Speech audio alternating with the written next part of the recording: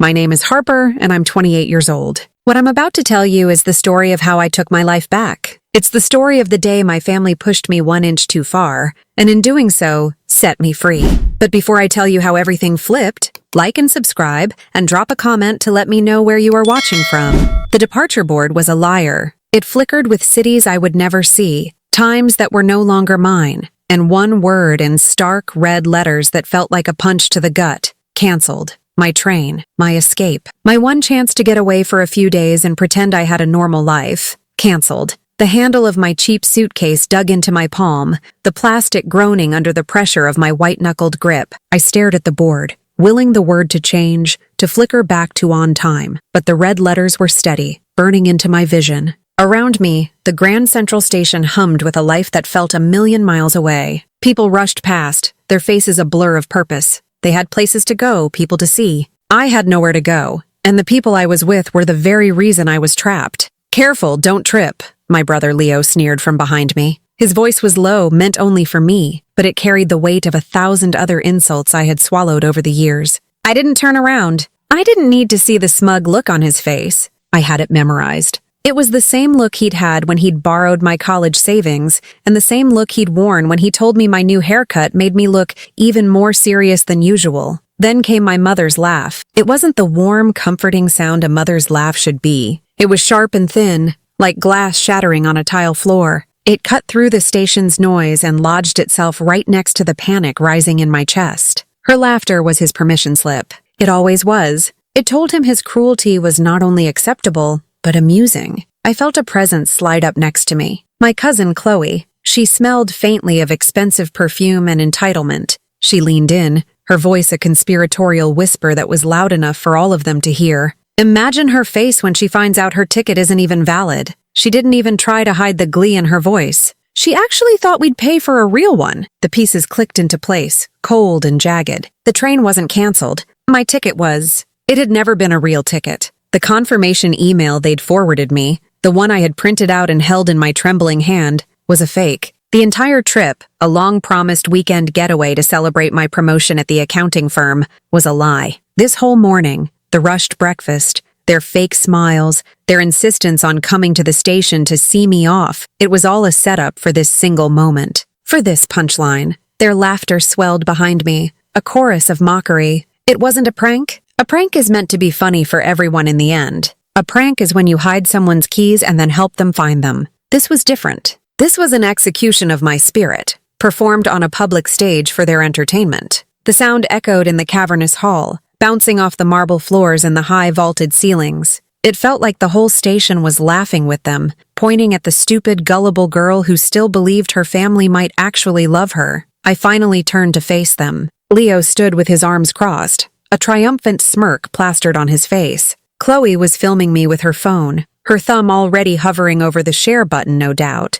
My mother stood slightly behind them, her hand covering her mouth in a poor imitation of shock, but her eyes were dancing with the same cruel amusement. They looked like a pack of hyenas who had just cornered their prey, and I was it. I was the prey. Why? The word was barely a whisper. It was all I could manage to get out past the lump in my throat. Leo scoffed. "Oh, lighten up, Harper. It's just a joke. You're always so serious." "A joke?" I repeated, my voice shaking. My bag, filled with new clothes I couldn't afford, and a book I had been saving for the trip, suddenly felt impossibly heavy. "You left me stranded. You faked a ticket and you left me here." "We're not leaving you," my mother said, stepping forward and patting my arm condescendingly. "We'll give you a ride home. See? No harm done." "It was just to see the look on your face." She smiled, as if that explained everything. As if the intention to humiliate me was a perfectly reasonable motivation. But I saw it. I saw the truth in their eyes, behind the fake smiles and the casual dismissals. This wasn't just a joke. This was a message. It was a reminder of my place in the family hierarchy. At the very bottom, I was the responsible one, the serious one, the one who paid the bills and fixed the problems, and they resented me for it. They needed me, but they hated that they needed me. This was their way of putting me back in my box, of reminding me that no matter what I achieved, no matter how hard I worked, to them, I would always be nothing more than a punchline. Leo gestured towards the exit. "Come on, the joke's over. Let's go." They started to walk away, expecting me to trail behind them like a scolded dog. They were already moving on, probably deciding where to go for lunch to celebrate their victory. Their laughter wasn't the boisterous sound from before. Now it was just quiet, satisfied chuckles. The casual cruelty of it was what finally broke me. I stood frozen on the platform, the cold air seeping into my bones. The world moved on around me. Trains arrived, people embraced, announcements echoed, but my life had screeched to a halt. The betrayal was so absolute, so profound. It felt like it had a physical weight, pressing down on my shoulders and crushing the air from my lungs. The buzzing lights of the station overhead seemed to hum with a single repeating thought. They don't love you. They never did. I watched their backs as they disappeared into the crowd, not one of them looking back to see if I was following. And in that moment, standing alone in the middle of Grand Central, I had never felt so utterly and completely alone. The cold of the marble bench I sank onto felt like it was seeping directly into my soul. I was an island of stillness in a river of motion. My family was gone, and the echoes of their laughter were being replaced by a slideshow of memories in my mind, each one another piece of evidence in a case I had refused to see for years. The case of Harper versus the people who were supposed to love her. The verdict was in, and it was guilty. They were guilty, and I was a fool. For my entire adult life, I had been their safety net. Not just a safety net, but their foundation, their emergency fund, and their get-out-of-jail-free card, all rolled into one. It hadn't started all at once. It was a slow erosion of boundaries, a gradual creep of expectation that had become the defining feature of our relationships. It started with Leo. He was 2 years younger than me, but he acted like he was owed the world on a silver platter that I was expected to polish. The first time he asked for money, he was in college. "Harper, I'm short on rent," he'd said over the phone, his voice laced with a practiced panic. "The landlord's a real jerk. Can you just spot me 200? I'll pay you back next week, I swear." I was working part-time at a diner back then. My own budget stretched so thin it was transparent. I looked at the $10 bill in my wallet, meant to be my lunch for the next 3 days. I hesitated for only a second. He was my brother. You help your brother. So I transferred the money, ate ramen for a week, and waited. Next week came and went. When I gently brought it up, he laughed. "Oh, that? Man, something else came up." You know how it is. I never saw the money, but I did see the new video game console he bought 2 days later. That was the first tear in the net. Then it became a regular thing. His car would break down. He'd have an unexpected bill. He'd need money for a date to impress a girl who would be gone in a month. Each time there was a new promise, a new oath that this was the last time. And each time I gave in, because what else was I supposed to do? Let him fail? My mother's voice was always in my head. "Family helps family, Harper. It's what we do." My mother, Carol, was the queen of veiled requests. She never asked for money directly. It was always a performance. She'd call me, her voice trembling with manufactured distress. "Oh, Harper, I don't know what we're going to do. The electricity bill came, and your father's check is late again. They're going to turn off the lights." She would sigh dramatically, a sound she had perfected over decades. "I just don't want to be a burden." And like a well-trained dog, I would jump. I'd leave my office in the middle of the day, drive to her house, and hand her the cash she needed. The first time I felt like a hero, a good daughter saving the day, but her relief wasn't gratitude. It was expectation. Her smile wasn't one of thanks. It was one of satisfaction, the look of a plan coming together perfectly. The lights never got turned off, but a part of my own light dimmed every time I had to rescue her from a crisis she had likely created. Then there was Chloe, my cousin, my mother's sister's daughter. We had grown up like sisters, but our lives had diverged dramatically. While I was studying for exams and working 2 jobs, she was mastering the art of living off other people's generosity. With me, it was never a crisis. It was death by 1,000 cuts. It was the weekly coffee she'd forget her wallet for. It was the shopping trips where she'd hold up a dress and say, "Oh, this would look so much better on you." And then somehow, I'd end up buying it for her. The worst was at the grocery store. It became a routine. We'd go together, her cart filled with artisanal cheeses, organic vegetables, and expensive cuts of meat, while my cart held pasta, canned sauce, and bread. At the checkout, she would swipe her card with a flourish, and it would inevitably be declined. She'd feign shock, her hand flying to her chest. "Oh my goodness, I have no idea why that happened. I just transferred money. Harper, be a doll and get this. I'll Venmo you the second we get to the car." The Venmo never came. The first time, I believed her. The 10th time, I knew it was a lie, but I paid anyway, because confronting her would mean a fight. It would mean my aunt calling my mother, and my mother calling me, asking why I was being so petty and unsupportive of my cousin. It was easier to just pay the $80. It was easier to eat my pasta and let them believe I was a willing participant in my own exploitation. My love, my desire for a peaceful family, had become their excuse to use me as their personal bank account. I worked double shifts at the accounting firm, staying late to finish projects, taking on extra work that nobody else wanted. I did it because I needed the money. I needed it to keep their lives afloat while my own was slowly sinking. I saw them on social media, posting pictures of their brunches, their weekend trips, their new clothes. My money was funding their happiness, while I was surviving on caffeine and the fading hope that one day they would appreciate it, that one day they would see my sacrifice and say, "Thank you, Harper. You've done enough. Let us take care of you now." Sitting on that cold bench in Grand Central, I finally understood. That day would never come. They didn't see it as a sacrifice. They saw it as their due. I wasn't a person to them. I was a utility. I was the water that came out when they turned on the faucet, the electricity that hummed in their walls. You don't thank the power company for keeping the lights on. You just get angry when it shuts off. And I was about to shut it all off. The financial bleed was the most tangible part of their abuse, something I could track on my bank statements, a clear record of my own foolishness.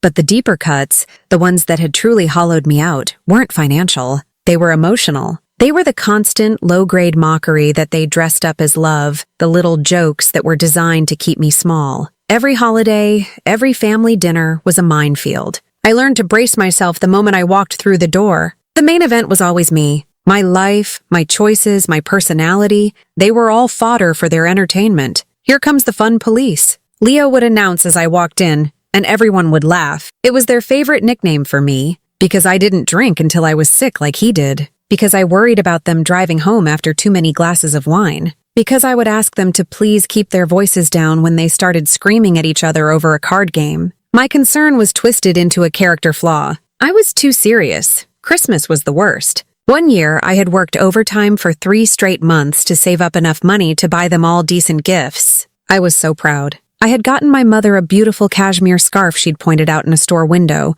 Leo a pair of noise-canceling headphones for his gaming, and Chloe a gift certificate to her favorite spa. I wrapped them perfectly, with bows and ribbons, my heart filled with a hopeful warmth. On Christmas morning, they tore through their gifts with a practiced indifference. My mother held up the scarf. "Oh, cashmere blend," she noted, rubbing it between her fingers. "It's nice, dear." The unspoken words hung in the air. Not real cashmere. Leo put on the headphones and immediately complained that they weren't the top-of-the-line model his friend had, but it was Chloe who delivered the killing blow. She opened her spa certificate, glanced at the amount, and let out a little laugh. "Oh, that's cute," she said, setting it aside. "That'll cover a manicure, I guess." The room filled with that familiar tittering laughter. My father, who usually stayed silent during these executions, chimed in. "Harper's on a budget, Chloe. We can't all be high rollers." He said it with a wink, as if he were letting me in on the joke. But the joke was me. The joke was my hard work, my sacrifice, my desperate attempt to show them I cared. They took my effort and held it up to the light, pointing out all its flaws and called it love. I spent the rest of the day in the bathroom, pretending I had a stomachache, the tears silently streaming down my face. When my mother knocked on the door, she didn't ask if I was okay. She said, "Stop being so dramatic, Harper. They were just teasing you." They called me dramatic whenever I showed an emotion they didn't like. When I cried, I was dramatic. When I got angry, I was overreacting. When I was hurt, I was too sensitive. My feelings were an inconvenience to them, a disruption to their comfortable narrative where they were the fun, easygoing ones, and I was the perpetually stressed-out buzzkill. They never stopped to consider that maybe I was stressed because I was carrying the weight of all of them on my shoulders. I remembered my college graduation. I was the first person in our family to get a degree. I had worked my way through school, taking out loans, working 3 jobs, studying until my eyes burned. It was the proudest moment of my life. I had invited all of them,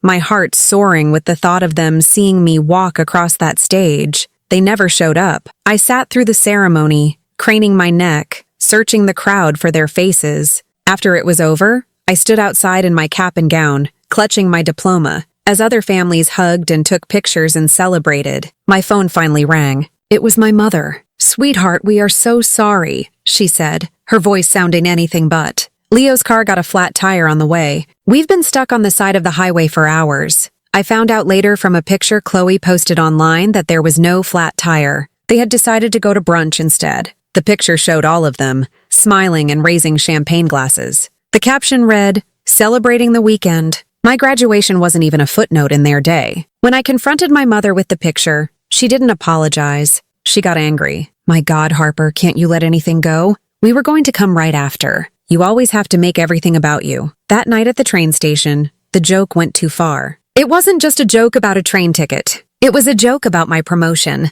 the one thing I had been so proud of, the thing I thought might finally earn their respect. By turning my celebration into a moment of humiliation, they were telling me, once and for all, that my achievements meant nothing. My feelings meant nothing. I meant nothing. The laughter I heard on that platform was the same laughter I heard on Christmas morning, the same laughter that echoed in the empty seats at my graduation. It was the sound of my heart breaking, over and over again. But this time something was different. This time I didn't feel the urge to cry. I didn't feel the familiar sting of shame. As I sat on that cold bench, all I felt was a strange and terrifying calm. The joke hadn't just gone too far. The joke was over. For a long time, maybe an hour, I just sat there. The station was a whirlwind around me, but my bench was the eye of the storm. I watched people run to catch their trains, watched lovers kiss goodbye, watched families greet each other with loud, joyful hugs. It was like watching a movie about a life I wasn't allowed to live. My family didn't do joyful hugs. They did backpats and side eyes. I didn't call them. In the past, my first instinct would have been to panic, to call my mother and beg for a ride, to swallow my pride and accept their cruel terms just to get home. My desire for peace, for the illusion of a happy family, had always been stronger than my need for self-respect. I would have played along, pretended it was funny, and then cried myself to sleep later, adding another scar to the collection. But this time, the phone in my pocket felt like a brick. The thought of calling them, of hearing Leo's smug voice or my mother's fake sympathy, made my stomach turn. Begging them for a ride home felt like begging a mugger to please give you back your empty wallet. The damage was already done. What was the point? A little girl with bright pink boots tripped and fell near my bench. Her father was there in an instant, scooping her up, brushing off her knees and kissing her forehead. "You're okay, sweetie. Just a little stumble," he said softly. I watched them, and something inside me, something that had been dormant for 28 years, finally woke up. It was a profound, earth-shattering realization. That's what love is supposed to look like. It's supposed to be the instinct to comfort, not to laugh, to protect, not to harm. The shift inside me wasn't loud. It wasn't a thunderclap. It was a quiet, cold certainty that settled deep in my bones. It was the understanding that I had been watering a garden of plastic plants, pouring all of my energy and love into something that was never designed to grow. Instead of reaching for the phone to call them, I reached for it to do something else. My thumb shook, but not from fear or sadness. It was shaking with a new and unfamiliar feeling. It was power. It was rage. It was certainty. I opened my banking app. The screen lit up my face in the dim light of the station. My reflection was pale and tired, but my eyes were clear for the first time in my life. My finger hovered over the screen. It was so simple. Just a few taps. A lifetime of servitude ended with a swipe. First, I went to the recurring transfers. There it was, at the top of the list. Mom bills, $500, scheduled to go out on the 1st of every month. I thought of all the things I could have done with that money over the years. A real vacation, a down payment on a small apartment, a life. I pressed on the transfer and the options appeared. Edit, skip, or cancel. My finger didn't hesitate. I pressed cancel. A confirmation box popped up. "Are you sure you want to cancel this scheduled transfer?" I pressed yes so hard I felt the screen bend slightly under the pressure. The line item vanished from the screen. A knot in my chest that I didn't even know was there began to loosen. Next, I navigated to the credit card section. I had made Leo an authorized user on my card years ago for emergencies only. I looked at the recent transactions. Last night, a $50 charge at a bar. The day before, $70 for a new video game. A week ago, $150 at a steakhouse. His emergencies were apparently a lot more fun than mine. I found his name on the account and tapped Remove User. Another confirmation. Another firm yes. The digital chain that connected his spending habits to my bank account was severed. Then,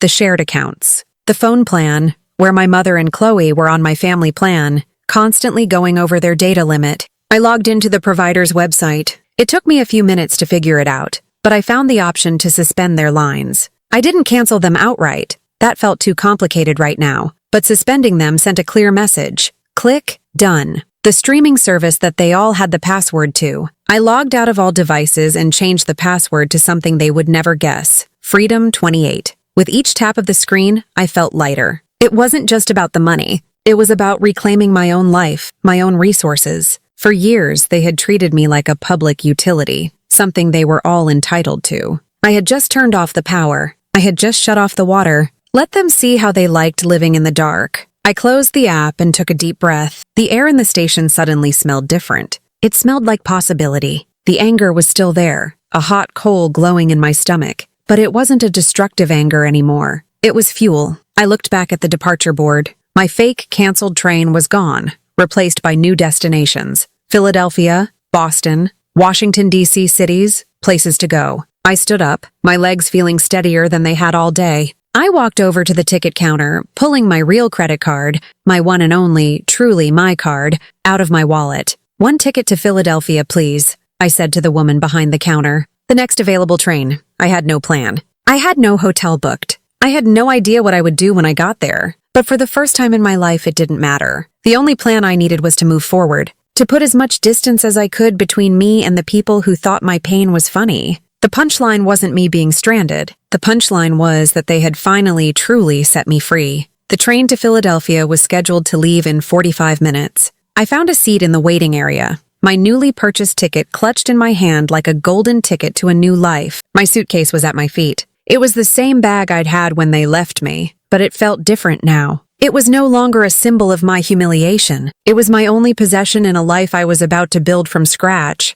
I put my phone on the seat next to me, face down. I didn't want to look at it. I wanted to sit in the quiet aftermath of my decision, to let the reality of it sink in. For about 20 minutes, there was silence. It was a beautiful, peaceful silence. I watched people go by, making up little stories about their lives. That man was a professor going to a conference. That young couple was eloping. They were all characters in a story, and for the first time, I felt like the author of my own. Then, the phone buzzed. It was a short, sharp vibration against the plastic seat. I ignored it. A minute later, it buzzed again. And again. The piece was over. The consequences were beginning. Curiosity got the better of me. I picked up the phone. The screen was lit up with notifications, a barrage of text messages that had crashed through the dam of my silence. The first was from my mother. It arrived at 3:15 p.m. "Mom, mortgage payment failed. Harper, did you forget?" I stared at the message. The sheer audacity of it was breathtaking. There was no, "Hi, honey." No, "Are you home safe?" No acknowledgement of the fact that they had abandoned me at a train station less than 2 hours ago. Just a cold, transactional inquiry. "Did you forget?" As if my monthly contribution to a mortgage on a house I didn't even live in was as routine and forgettable as taking out the trash. She hadn't forgotten what she did to me. She just didn't think it mattered. She assumed that no matter what, the money would flow. My feelings were irrelevant, but the mortgage payment was sacred. I didn't have time to process it before the next message came through. This one was from Leo. It arrived at 3:17 p.m. "Leo, yo, my card got declined at the gas station. Fix it, not a question. A command, fix it." Like I was a glitch in his system that needed to be patched. Like I was a customer service representative for the Bank of Harper, and he was a valued customer who had been mildly inconvenienced. I could picture him perfectly, standing at the pump, his face red with indignation, blaming me for the humiliation of having his card declined. The irony was so thick I could have choked on it. He was angry about a moment of public embarrassment, something he had just gleefully inflicted on me on a much grander scale. And then, the trifecta. A message from Chloe, sent at 3:20 p.m. "Chloe, OMG, my rent check just bounced. My landlord is freaking out. This is not cool, Harper, not cool." The casual, dismissive language of a teenager, not a 30-year-old woman who was supposed to be a functioning adult. Leaving me stranded was a joke, but her rent bouncing was not cool. My pain was entertainment. Her consequences were an injustice. The speed of it all was what stunned me. In the space of 5 minutes, the entire fragile ecosystem of their lives, propped up by my constant silent support, had started to crumble. I scrolled through the messages, a strange sense of detachment washing over me. It was like reading about the problems of strangers. Their panic felt distant, their entitlement absurd. And then the most important, most damning detail hit me. Not one of them had asked if I was okay. Not one of them had asked where I was. Not one of them had shown a single shred of concern for the person they had left alone in the middle of one of the busiest cities in the world. Their only concern was for themselves and the money I provided. I was not a daughter, not a sister, not a cousin. I was an ATM, and I was suddenly out of service. The boarding call for my train echoed through the station. It was my cue. I stood up, picked up my suitcase, and walked towards the gate without a backward glance. My phone started ringing. It was my mother. I looked at the screen, at the picture of her smiling on a vacation I had paid for, and I pressed the red button. Decline. I handed my ticket to the conductor, and he smiled at me. "Have a safe trip," he said. "Thank you," I replied, and the words felt true. I was going somewhere safe, somewhere far away from them. As I found my seat by the window, the phone buzzed again, and again. A frantic chorus of demands and accusations. I didn't read them. I simply put the phone on silent and shoved it to the bottom of my purse. I looked out the window as the train slowly pulled away from the platform, the station receding into the distance. I was leaving it all behind. Their anger, their demands, their endless selfish needs. Their chaos wasn't mine anymore. The train picked up speed, the city blurring into a streak of lights, and for the first time since I could remember, I felt light. I felt free. The doors of the train to Philadelphia hissed open, and the sound was like a collective exhale. I stepped across the threshold, leaving the cold, chaotic air of Grand Central behind me and entering a new space, a new reality. The carriage was warm and quiet, filled with the low hum of the engine and the soft murmur of conversations. It felt like a sanctuary. I found my window seat and sank into it, the worn fabric surprisingly comfortable. My suitcase, which had felt like an anchor weighing me down in the station, was now stowed neatly overhead. For the first time in what felt like a lifetime, I had no one to answer to, no one's mood to manage, no one's problems to solve but my own. The train gave a gentle lurch and began to move. I pressed my face against the cool glass of the window, watching the station platform slide away. I saw people still rushing, their faces tight with the stress of travel. I had been one of them just hours ago, my stress manufactured by my family's cruelty. Now, watching the world from the other side of the glass, I felt a profound sense of detachment. The train moved faster, the station lights blurring into streaks, and then we were plunged into the darkness of a tunnel.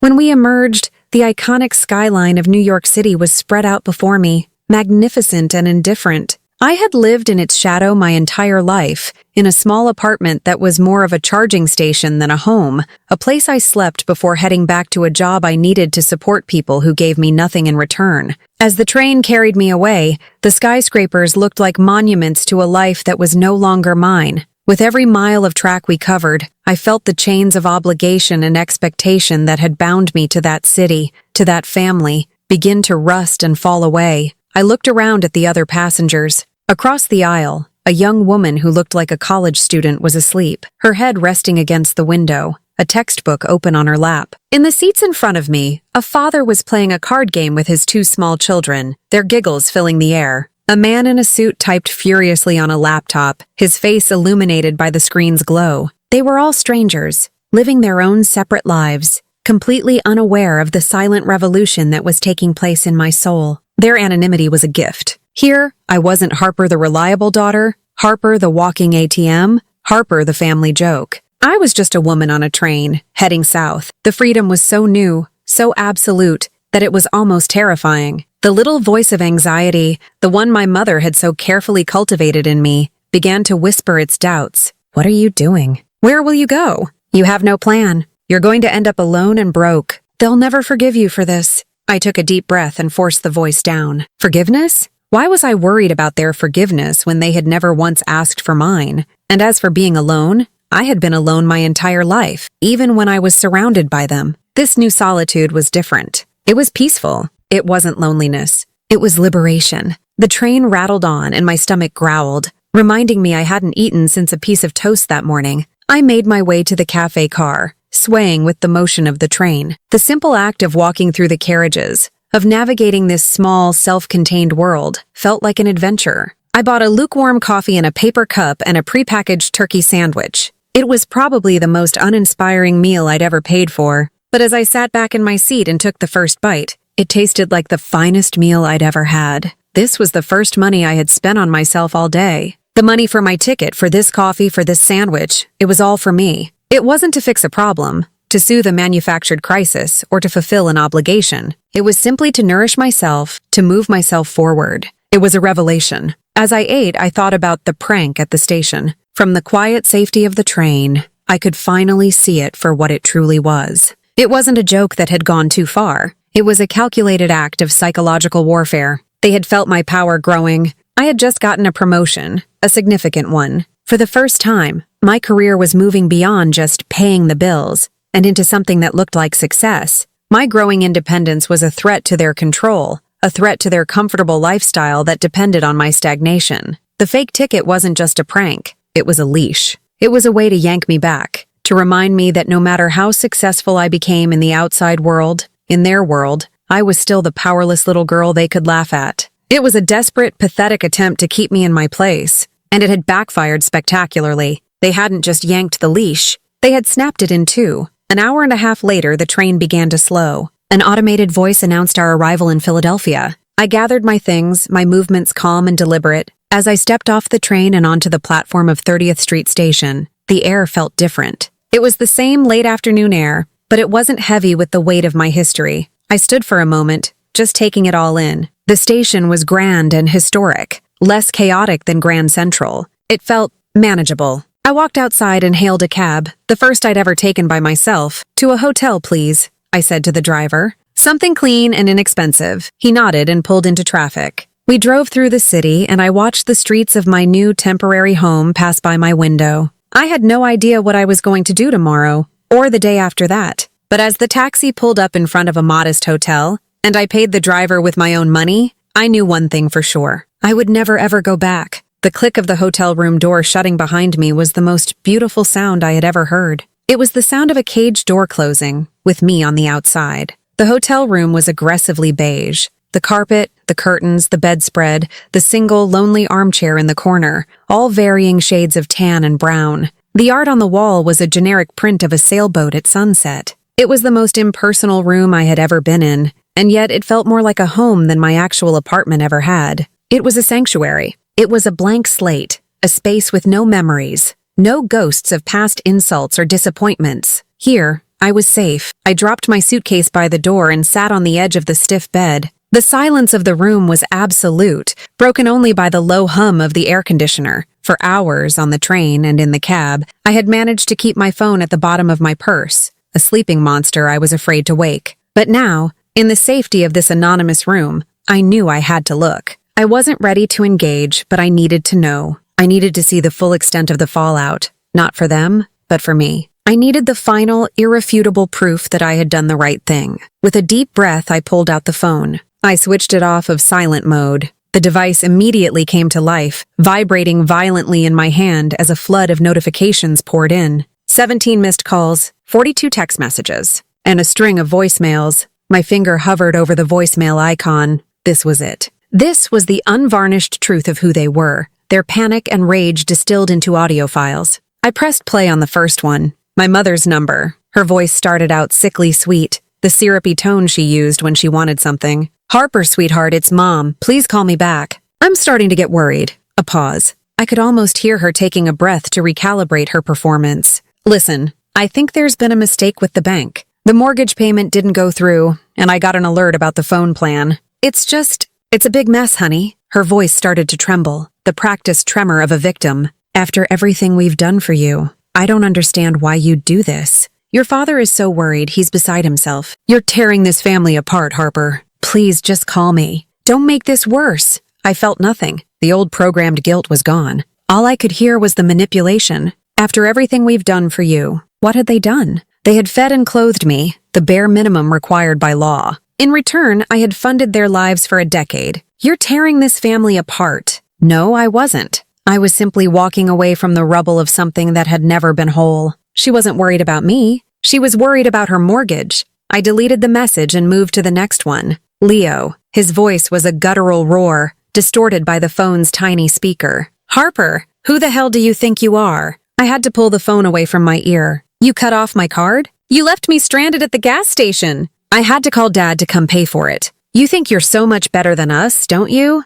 With your fancy accounting job and your sensible shoes. You're nothing without us, you hear me? Nothing. When I get my hands on you, I swear to God." I stopped it there. I didn't need to hear the rest of his empty threats. The rage was so pure, so childish. He wasn't angry because I had hurt him. He was angry because I had inconvenienced him. He was angry because the vending machine that had dispensed cash and validation his entire life had suddenly stopped working. He saw my success not as something to be proud of, but as a personal insult, a judgment on his own failures, and his claim that I was nothing without them was laughable. The truth was the exact opposite. They were nothing without me. The final voicemail was from Chloe. I braced myself. If my mother was the manipulator and Leo was the rage, Chloe was the artist of passive aggression. The message began not with a voice, but with the sound of a loud, theatrical sob. "Harper?" she wailed, her voice thick with fake tears. "How could you? My landlord called me. He's going to evict me. The rent check bounced. He said if I don't have the money by tomorrow, he's changing the locks."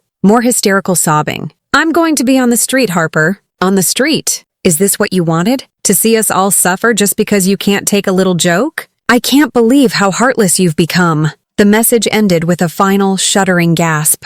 I almost laughed. It was a masterclass performance. The rising panic, the dramatic pauses, the expertly timed sobs. Chloe wasn't scared of being on the street. She was scared of having to get a second job. She was scared of having to live within her own means. She had painted me as the villain in her story so she wouldn't have to face the fact that she was the architect of her own problems. I deleted her message too. I sat in the silence of the hotel room, the echoes of their voices still hanging in the air. The manipulator, the aggressor, and the professional victim. It was the whole dysfunctional family system, laid bare in 3 short recordings, and through all the pleas, the rage, and the tears, one thing was glaringly absent. Not one of them had said, "I'm sorry." Not one of them had said, "We messed up." What we did at the station was cruel and wrong. Their entire world was collapsing, and it hadn't even occurred to them to apologize. All they could do was blame me for reacting to the pain they had caused. The weight of their words, their anger, their desperation,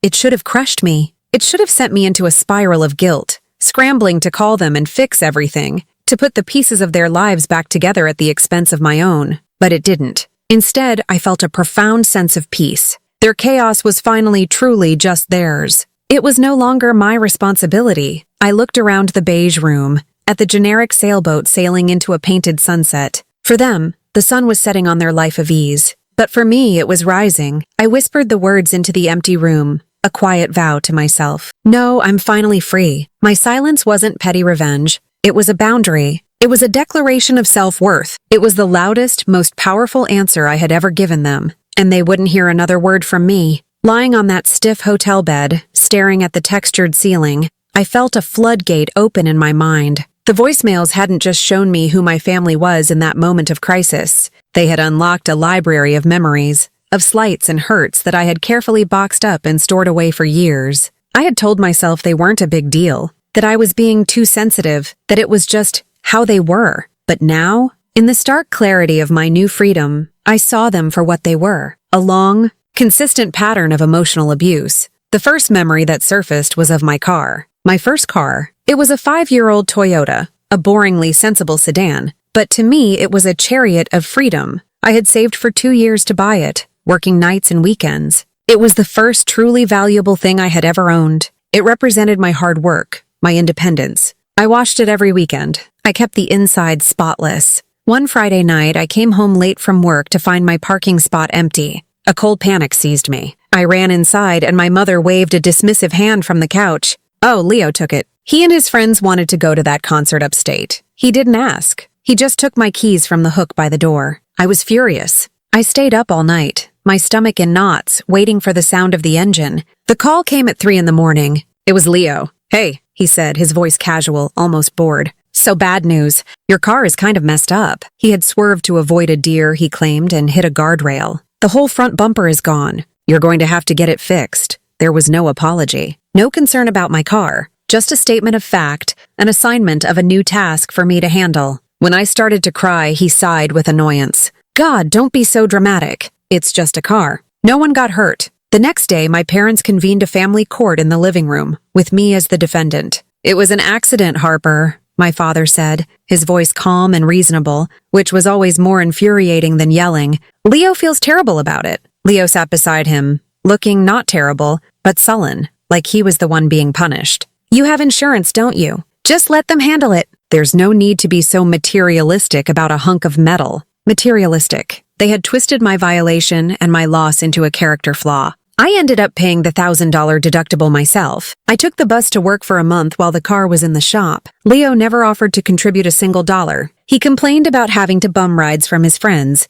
2 weeks later, I overheard him bragging to his friends that the deer was actually him trying to drift around a corner on a back road. They all laughed. Then came the memory of my graduation, a wound I thought had scarred over but now felt fresh and raw. I had replayed my mother's lie about the flat tire so many times that I had almost started to believe it myself, but seeing it now, through clear eyes, I remembered the small details. I remembered calling them that morning, so excited I could barely speak, and my mother's distracted, lukewarm response. "That's nice, dear. We'll try to be there." Try. I remembered sitting in that vast auditorium, surrounded by the joyful buzz of other families. The parents next to me were crying with pride as their son's name was called. They had a huge, embarrassing banner with his face on it. I would have given anything for an embarrassing banner. I would have given anything for a single, proud face in the crowd that was there for me. When I finally accepted my diploma, the applause was just a generic roar. There was no one specific clapping for me. The emptiness of that moment was a physical ache.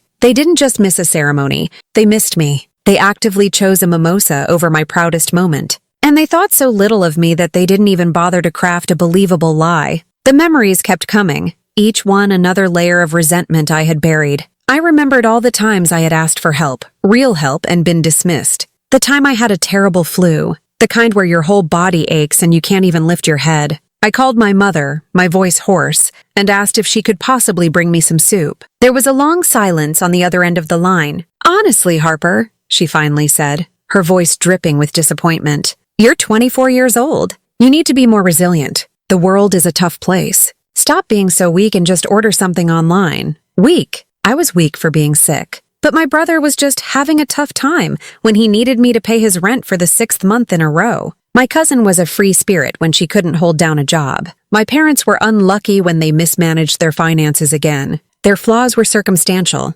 Mine were fundamental. Even my successes were turned into a weapon against me. They never celebrated my job. They called me a glorified bean counter and a corporate drone. When I got my first promotion, the one this whole disastrous trip was supposed to celebrate, I called them with the news, my voice trembling with excitement. My father's first and only response was, "Well, I guess that means you can start helping out Leo with his car payments now." Not congratulations. Not, "We're so proud of you." Just an immediate calculation of how my achievement could be used to serve the family machine. Lying in that hotel room, I grieved. I grieved for the little girl who tried so hard to be perfect, thinking it would earn her love. I grieved for the teenager who worked tirelessly, thinking her success would make them proud. I grieved for the young woman who gave everything she had, thinking her sacrifice would finally make them see her. They never would. It wasn't about me at all. It was about them. My competence highlighted their incompetence. My responsibility exposed their irresponsibility. My quiet strength was a mirror to their profound weakness. So they had to diminish me, mock me, and use me to make themselves feel better. Their laughter was never about a joke. It was always at my expense, a desperate attempt to cut me down to their size. The resentment I felt wasn't just anger anymore. It was a profound cleansing sadness. It was the final acceptance of a devastating truth, and it was the foundation of my resolve. My decision to leave wasn't an overreaction. It was a long overdue act of survival. I wasn't just running from a cruel joke. I was running from a lifetime of them. I woke up the next morning to the unfamiliar sight of sunlight streaming through the gap in cheap hotel curtains. For a split second, I didn't know where I was. Then, the events of the previous day came crashing back, not with the panic and hurt of yesterday, but with the quiet, solid weight of a decision made. The rage had cooled overnight, leaving behind a core of pure, unshakable resolve. I showered and dressed, the simple routine feeling like a conscious act of reclaiming myself. I was putting on my own clothes, not to please anyone else, not to fit into a family picture, but just for me. As I looked at my reflection in the foggy bathroom mirror, I saw the same face, but the eyes were different. The familiar look of weary anxiety was gone, replaced by something I hadn't seen in a long time: clarity. I knew they wouldn't give up easily. My silence would be a vacuum they would try to fill with more demands, more guilt, more manipulation. They would see it as a phase, a dramatic tantrum that would end with me crawling back, apology in hand, ready to turn the money faucet back on. I knew I couldn't just disappear. I had to make a statement. I needed to send one final communication, a single message that would serve as a full stop at the end of our shared story. It wasn't for their benefit. I had no illusions that they would suddenly understand. It was for mine. It was to draw a boundary so clear and so high that even they couldn't pretend not to see it. I sat on the edge of the bed and picked up my phone. It was a minefield of notifications. Over 30 new messages. A dozen more missed calls. They had even created a new group chat with my father, mother, Leo, and Chloe, pointedly titled Family Matters. I was not included, but I could still see the preview snippets on my lock screen. Leo. Still nothing. She's probably doing this for attention. Mom. Her father is going to call her work if we don't hear from her soon. Chloe. My landlord is serious, you guys. What am I supposed to do? They were strategizing. They were talking about me as if I were a broken appliance, a problem to be solved, not a person to be understood. My mother's threat to call my workplace sent a chill down my spine. That was her nuclear option. An attempt to sabotage the one area of my life where I had built something for myself. It was a confirmation that this was not about love or concern. It was about control. And they would burn my life to the ground to get it back. That settled it. I needed to end this now. I started to type a new message. My first instinct was to pour out all my pain and anger, to list every single one of their transgressions. From the crashed car to the missed graduation to the train station. Draft 1. After everything I have done for you, how could you be so cruel? You humiliated me, you used me, and you never loved me. Don't ever contact me again. I deleted it. It was too emotional. It gave them too much to work with. They would dissect every word, twist my pain into melodrama, and use it as evidence of my instability. I tried again, this time aiming for vulnerability, hoping for a sliver of humanity. Other 2. All I ever wanted was for you to be proud of me. Why couldn't you just love me for who I am? I deleted that one even faster. It was a plea, and I was done pleading. It put me in a position of weakness, asking for something they had proven for 28 years they were incapable of giving. It would only invite their condescending pity. No, the message had to be cold. It had to be concise. It had to be final. It had to be written in the only language they truly understood, the language of transactions and consequences. I stopped writing from my heart and started writing from my head. I thought about what would be most effective, what would leave no room for argument, no opening for negotiation. I opened a new group message and added all of them. Mom, Dad, Leo, and Chloe. I took a deep breath and typed the words. Slowly and deliberately. Family doesn't strand one of their own at a train station. This was the opening statement. It was a simple, undeniable truth. It immediately framed them as the ones who had broken the sacred rule they always preached. This is the bill you never thought would come due. This was the core of it. It reframed my years of support not as their due, but as a debt. I was calling in that debt not for the money but for my life. It used their transactional worldview against them. Now you're paying it. 3 simple words. A declaration of consequences. A final judgment. It was not a discussion. It was a verdict. I read the message over one last time. It was perfect. It was devoid of pleading, of anger, of any emotion they could use against me. It was a statement of fact. My thumb hovered over the send button. This was the real point of no return. This was burning the bridge, salting the earth and walking away from the ashes. A flicker of fear ran through me, the last gasp of the old Harper. But the new Harper, the one forged in the cold fire of betrayal, pushed it down. I hit send. The message shot out into the world. The little delivered receipts appeared almost instantly. I didn't wait for the 3 dots of their replies to appear. I didn't need to see the explosion. I knew it would be a mushroom cloud of rage, denial, and blame. But their reactions were no longer my problem. I immediately went into my contacts and blocked each of their numbers. Then I powered the phone down completely. The screen went black, and the silence in the room was suddenly profound. It was the silence of a severed connection, but I knew that wasn't enough. As long as I had the same number, they could find a way. My mother's threat about my job echoed in my ears. I opened the back of the phone, popped out the SIM card, and without a moment's hesitation, I snapped the small piece of plastic in 2. It was done. Truly done. I dropped the 2 halves of the card into the trash can. I stood up, walked to the window, and pulled back the curtains. The sun was bright, the Philadelphia morning alive with the promise of a new day, a day that was entirely my own. I had no family, no safety net, and a future that was completely uncertain, and I had never felt so powerful in my entire life. They thought stranding me was funny, but I was the one who walked away for good. Have you ever cut someone off who only used you? Tell me in the comments where you're watching from, and don't forget to like and subscribe.